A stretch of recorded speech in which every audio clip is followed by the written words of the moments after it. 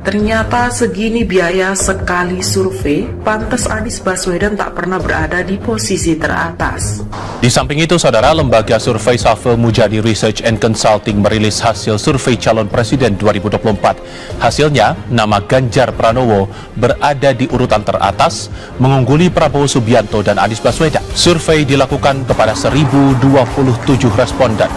Dalam survei semi terbuka dengan pertanyaan siapa calon presiden yang didukung jika pemilihan dilakukan saat survei, hasilnya Ganjar Pranowo mendapat dukungan 24%, Prabowo Subianto 21%, Anies Baswedan 18,7%, tidak tahu atau tidak menjawab 11%.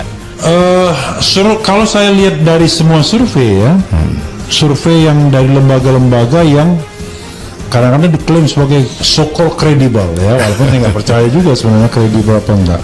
Tapi paling tidak Anies itu nggak pernah nomor satu. Dia paling 3 besar.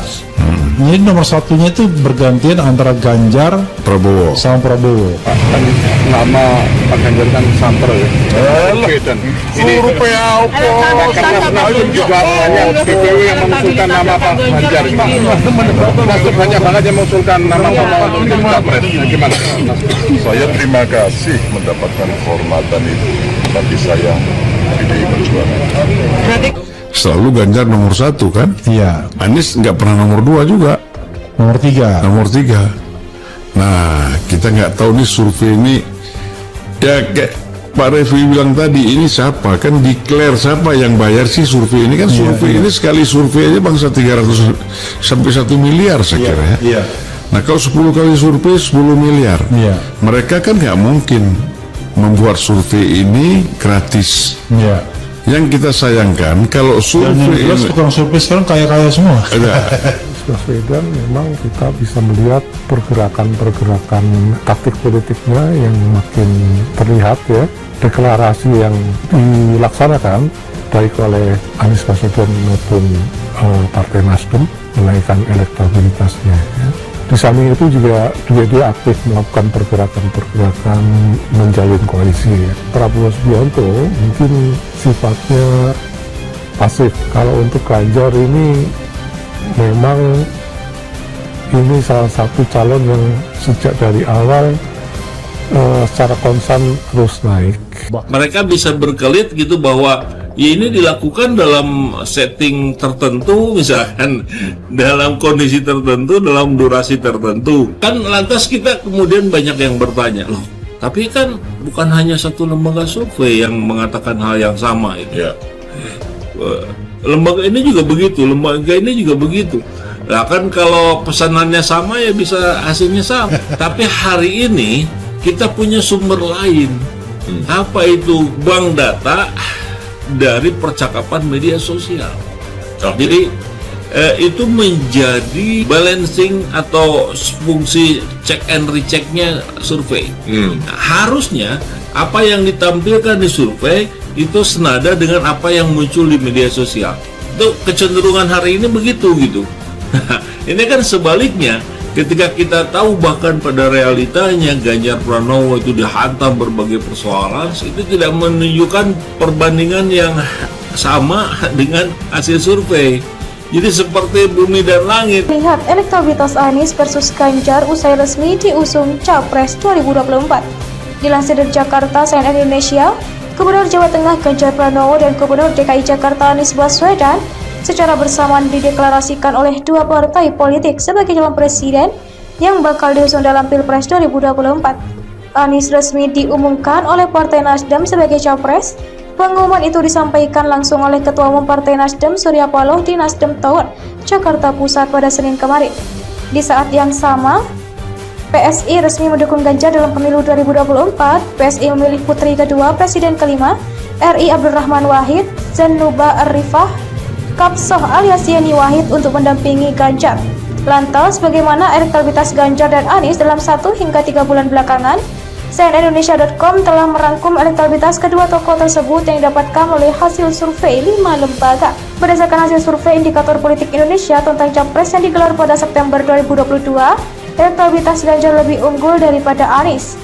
Direktur Eksekutif Indikator Politik Indonesia Burhanuddin Muhtadi mengatakan Ganjar berada di posisi puncak dengan elektabilitas 29%, sementara Prabowo berada di posisi kedua dengan 19,6% dan Anies di posisi ketiga dengan 17,4%.